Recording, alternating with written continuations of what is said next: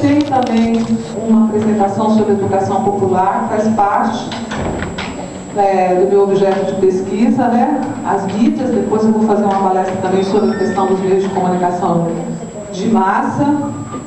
Então eu fiz o meu lato sensu, eu fiz o meu mestrado e o meu doutorado na USP, na Escola de Comunicações e Artes. E lembrei da professora de ontem, me casei 3 vezes, ela disse que não conseguiu casar 2.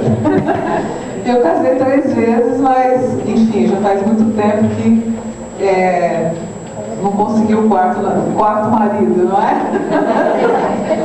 É porque ela falou ontem que ela tinha curso, vários cursos, mas nunca conseguiu casar 2 vezes. Então eu lembrei disso agora. Só uma brincadeira.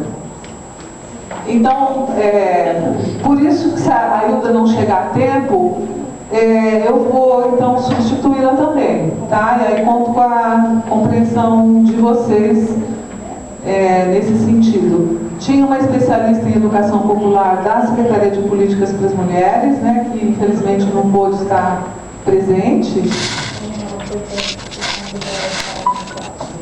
Ela foi preparada na Marta Garcia, né? E aí a gente está com evento também no Festival de Inverno Paranapiacaba, então a gente está meio atribulado. Bom, então, eu não sei que horas são agora, já são 9h33. Então, já são 9h33, ela não chegou ainda, eu vou começar. Eu acho que não é difícil começar a falar de educação popular aqui nesse conjunto e nessas nossas atividades, porque é essa metodologia que alicerça todas as nossas atividades, desde quando nós começamos.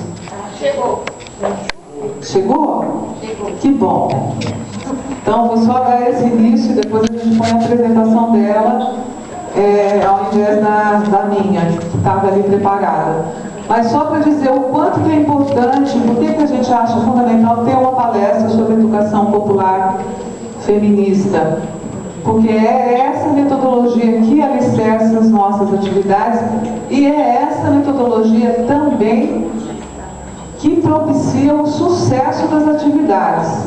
Por quê? Porque a gente não chega nas localidades com uma agenda pronta, com um programa pronto e diz, olha, nós temos verba para fazer essas atividades. Vocês querem participar ou não querem participar?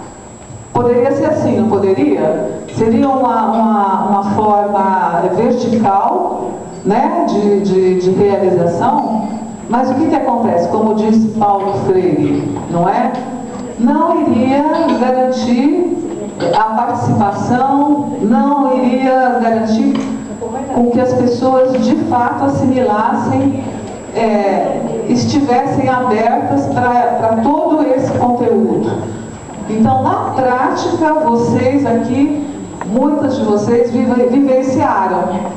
Eu entrei em contato com a parceira principal, com algumas parceiras principais, convidamos para o evento preparatório.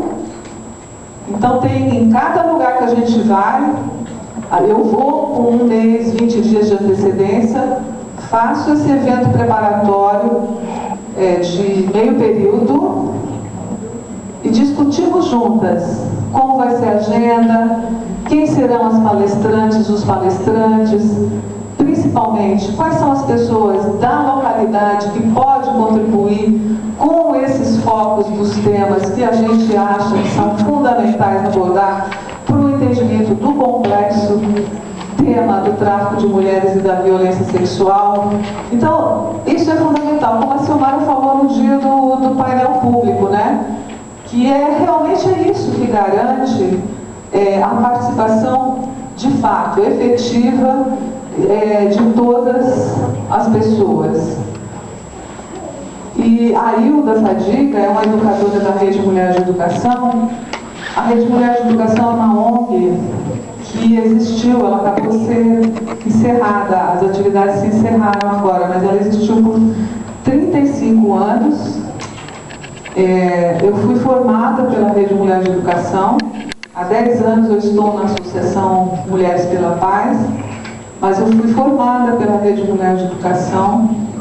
Eu morei no Canadá há 8 anos. Quando eu voltei, há 20 anos atrás, eu assumi a coordenação executiva da Rede Mulher de Educação, essa ONG que trabalha com a metodologia de educação popular feminista. É uma ONG que ajudou a refundamentar os preceitos de Paulo Freire. Porque Paulo Freire não foi ele que inventou a educação popular, todo mundo sabe disso, né? Ele foi a pessoa que ela já existia no bojo da sociedade, nos grupos comunitários. O Paulo Freire foi a pessoa que sistematizou e que conseguiu teorizar mais sobre essa metodologia. E Paulo Freire, ele considerava no início apenas a questão da classe social, não é? Ele dizia que todas as desigualdades elas poderiam ser explicadas pela classe social. Então, algumas feministas ressignificaram a teoria do Paulo Freire. De que maneira? Eu vou citar a Moema Vieser, que foi a fundadora da Rede Mulher de Educação, não só a fundadora, mas foi quem concebeu a Rede Mulher de Educação. Ela escreveu aquele livro Se Me Deixem Falar, acho que muitos de vocês conhecem, que é sobre a Domitila, a mulher das minas da Bolívia. É um Se Me Deixem Falar. Foi traduzido assim para inúmeros países. É um livro esgotado, mas acho que vocês encontram nas bancas. Então, essas feministas, entre elas, Moema Vieser, Bia Canabrava e muitas outras, e depois as novas. Eu também, quando eu chego há 20 anos, vou para a universidade para aprimorar, para levar a minha prática para ser pensada no meio acadêmico. Acho que também tem aí uma colaboração. O fato de eu ser jornalista e levar a questão do que as novas tecnologias podem ajudar a ressignificar essa metodologia. Então, e muitas outras pessoas, vocês, na prática de vocês,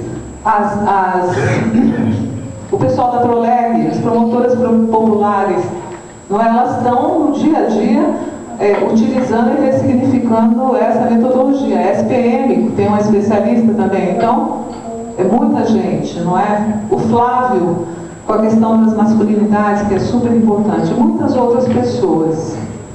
E aí, o que essas feministas trazem de novo? Elas dizem o seguinte, que as pessoas são pobres, ricas, classe média, mas além disso, elas são mulheres, elas são homens, elas são gays, elas são lésbicas, elas são travestis, elas são transgêneros, elas são negras, elas são brancas, elas são indígenas. E são essas características que vão determinar na sociedade, a gente sabe muito bem disso, o nível de poder e oportunidade que essas pessoas vão ter. Então não é só a classe social, tá certo? Não é só o fato de ser pobre, classe média, que vai determinar o nível de poder e oportunidade dessas pessoas. E aí, agora eu queria apresentar a minha companheira Hilda Fadiga. Dá um beijo. Olá, gente, desculpa. Ela é, então, como eu falei, da Rede Mulher de Educação, e a gente vai colocar o seu PowerPoint ali, não é? Eu vou colocar, já tenho lá no meu arquivo. Então, com a palavra, a Hilda Fadiga.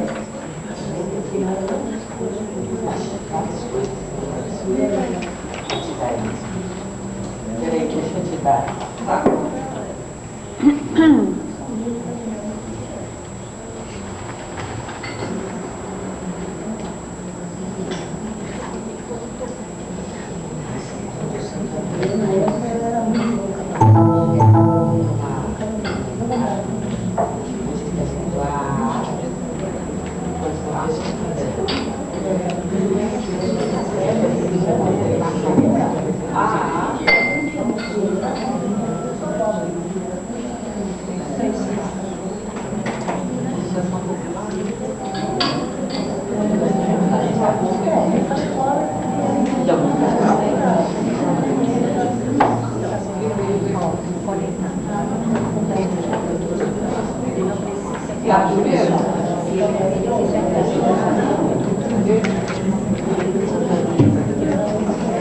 Bom dia a todas e a todos. É um prazer estar aqui. Eu peço desculpas pelo atraso, mas eu fui assaltada. Vindo pra cá. Então, de repente, eu fiquei sem dinheiro, sem documento. Eu tenho mais de 60 anos, podia pegar alguma coisa de graça, mas nem isso deu. Porque foi o documento e o dinheiro. Eu liguei para a Vera, pedi um SOS. Estou chegando aqui, é um prazer estar com vocês. Nossa, muita gente, hein, Vera? Legal, bom sucesso. Uma boa participação.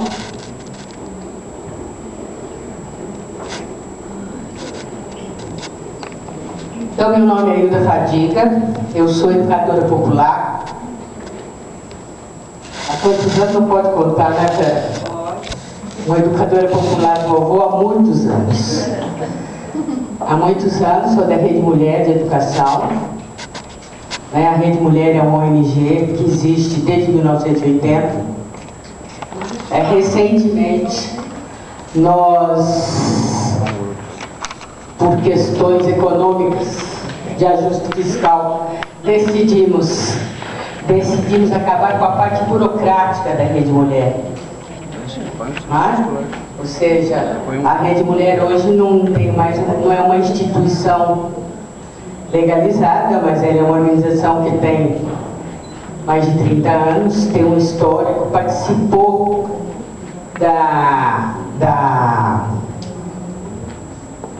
na Constituinte, quando fez a proposta de emenda da Constituição dos Direitos da Mulher, que foi defendida pela fundadora da rede lá em Brasília. Então, nós acabamos com a burocracia, mas seguimos um grupo de educadoras que vai trabalhar pelas questões dos direitos humanos, entre eles os direitos das mulheres, até quando der, né? Até quando der. Então, quando não dá de um jeito, dá do outro, mas nós estamos sempre aqui e esperamos poder contribuir sempre que for possível com todo o trabalho. A Associação das Mulheres pela Paz sempre nos acolheu, ou seja, sempre foi uma grande parceira, não é? E nós continuamos trabalhando e vamos seguir trabalhando junto com a associação, porque temos muitas coisas em comum, inclusive na nossa proposta, nas nossas filosofias de como trabalhar e no método que utilizamos, que é a educação popular feminista. Então eu vou falar aqui para vocês um pouquinho, né, sobre educação popular feminista. Então aqui está, eu fiz um PowerPoint, não é assim muito especial, porque eu fiz um pouquinho correndo, mas eu gostaria que uma das coisas que nós trabalhamos, quando trabalhamos com a educação popular feminista, que pode ser utilizada tanto numa oficina como esta, né? Onde nós vamos juntos construir algo novo, que é produto da experiência de vocês com o que a gente vai acrescentar em termos de método, de teoria, né? Esta oficina aqui de costura, que nós estamos costurando saberes, para poder chegar com uma coisa nova, né? Sair daqui de roupa nova, todos nós. Ou quando a gente trabalha um processo de organização na comunidade, um processo de organização para nós chegarmos a um evento como uma marcha das mulheres, por exemplo. Em todas esse tipo de atividade, nós utilizamos da Rede Mulher a educação popular. A educação popular é um método, uma ferramenta de trabalho. né? E ela é uma ferramenta de trabalho que vai permitir exatamente que a gente, sem trazer as coisas, né, e abrir as cabeças e colocar dentro, a gente juntos vamos poder construir uma coisa nova e um saber. Por isso eu gostaria que, se houver alguma dúvida, alguma coisa que vocês queiram dizer no meio do caminho, vocês podem me perguntar. Para mim, para a Vera, vocês podem dizer a opinião, podem questionar, porque exatamente, né, aqui eu não sou uma professora, eu sou uma educadora e, além de boca, tenho ouvidos. Então eu posso trabalhar com os dois, tanto com a boca como com o ouvido. Então eu posso ouvir perguntas e dialogar com vocês. E o diálogo é nessa construção, através do diálogo, tá, que a gente vai construir alguma coisa. Então podemos voltar aqui. Voltar não, ir para frente, porque isso aqui agora... Então, o que é educação popular feminista, né? Gente, se vocês observarem, depois que eu acabar de falar, a educação popular feminista e a educação popular mesmo, ela sempre será uma metodologia em construção. Por quê? Porque quando a gente consegue botar o último tijolo, botar um cimentinho bem assim, a realidade lá embaixo se mexe, sacode e a gente vai começar a pensar, porque exatamente a educação popular tem como ponto de partida a realidade. Então essa questão, ela é fundamental que a gente pense sobre ela. A educação popular está sempre em movimento. Então ela é uma ferramenta que está sempre se reconstruindo, sempre se adequando, sempre se modernizando. Pisou, ela pula. E já para em outra posição. Então isso é uma questão muito importante. Então isso aqui, gente, é uma foto que eu achei de uma coisa muito antiga. Você veja como vocês já modernizaram. Muito antiga, de um encontro de mulheres que se chamava Educar para Não Discriminar. E eu coloquei aqui, né, que é exatamente o encontro que nós fazíamos para trabalhar as questões de gênero. Que coisa é essa? Será que é a mulher realmente que faz errado? O que acontece? Tá? Que ela tem que... Então que educação é essa que vem? Será que a diferença de sexo traz tanta desigualdade? Então essa era a nossa oficina na época. E o que a gente vai ver da educação popular? Então vamos começar. A educação popular é uma prática participativa. Quando a gente diz que o ponto de partida é a realidade, importante é que as pessoas que estão lá, né, no caldeirão da realidade, estejam participando, comprometida com a realização dos direitos dos cidadãos.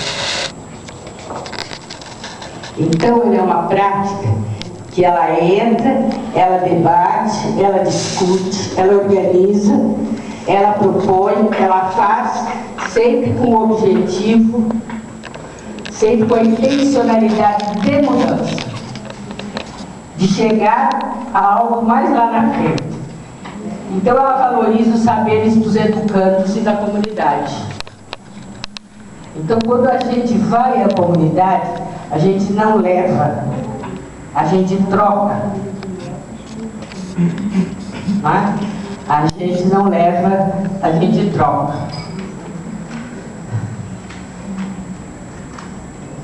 O que ela faz? Como é que a gente vai trabalhar na comunidade? A gente vai incentivar o diálogo. A gente vai incentivar que as pessoas proponham, né? Então a gente vai encarar a prática educativa como uma ação mesmo, uma ação transformadora. Ela é uma proposta de educação que visa fortalecer e ampliar os saberes dos educandos. Educandos era como chamava Paulo Freire, né? Ele dizia assim, tem a educação bancária, aquela que a gente vai lá, pega, tira, abre a cabeça de todo mundo, enfia tudo dentro. E tem uma educação que ela é um processo, é onde você tem os educadores e os educandos. Um ensina o outro no meio desse diálogo. Então ela encara a prática educativa como uma ação transformadora.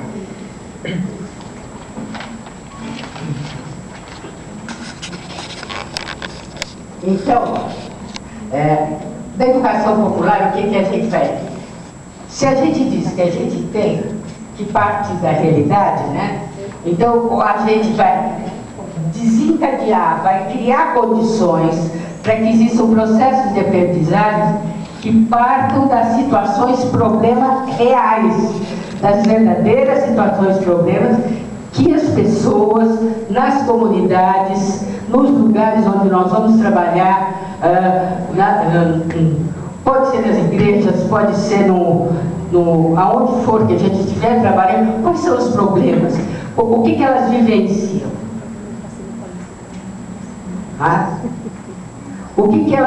Quais são os problemas que elas têm? Então, a educação popular, ela parte do quê? Da realidade concreta, né? Processos de aprendizagem que tenham como ponto de partida os problemas e situações dos quais se aprende. E nos quais, justamente com a transmissão de determinados conteúdos, há o interesse de desenvolver a autovalorização, a criatividade, a capacidade de comunicação. Por que a gente fala isso? Porque muitas vezes diz assim, não, mas a minha metodologia é participativa. Eu faço dinâmica, todo mundo antes de começar a minha oficina faz ginástica. A minha metodologia é participativa. Quando todo mundo está cansado, eu brinco. Não, não é isso. A dinâmica, ela é importante para se criar espaços. Espaços para quê? Né? Ela é importante para se criar espaços para que o grupo desenvolva a sua autovalorização. Porque vocês não imaginam, as pessoas, depois que você está numa oficina, como elas descobrem isso? Quando elas falam, quando elas fazem no teatro, a dinâmica tem essa função. Então a dinâmica, a metodologia participativa, participar não é só estar presente. E participar também não é só pular, rodar não. Participar é realmente colocar algo de si naquilo que a gente está vendo, está trabalhando e está construindo. Né? Então, trata-se então de construir o conhecimento a partir da experiência em estreita ligação com a prática de quem participa. E isso transforma a participação em um fator educativo fundamental. Isso, gente, serve para a comunidade, serve para a escola, serve para as crianças, serve para os adultos, serve para os velhinhos, serve para todo mundo. A participação, ela é um fator educativo central. E não é esta participação do sim, senhor, não é essa participação do estou aqui e não tenho opinião, não. É aquela participação que possibilita a criatividade. Aquela participação que possibilita que a pessoa fale e se sinta forte. Né? Porque a participação, na medida que ela vai sendo construída, ela cria poder dentro das pessoas. E esse poder que vem de dentro das pessoas, ele passa a colaborar com o coletivo.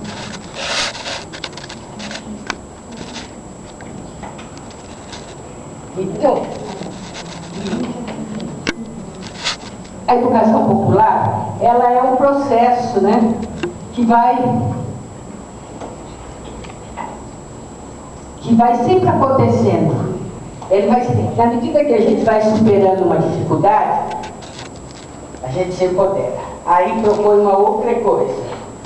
Então ele é um processo que acontece não só nas oficinas como essa, mas ela pode acontecer lá, na organização do mutirão, lá na organização de um evento, em vários lugares. Então ela contém uma dimensão prática. Né? Como é que a gente vai fazer esse bolo do conhecimento? Ela tem uma dimensão prática. A prática, né? A educação popular, ela vai daquele casamento, daquela relação, daquilo entre a teoria e a prática.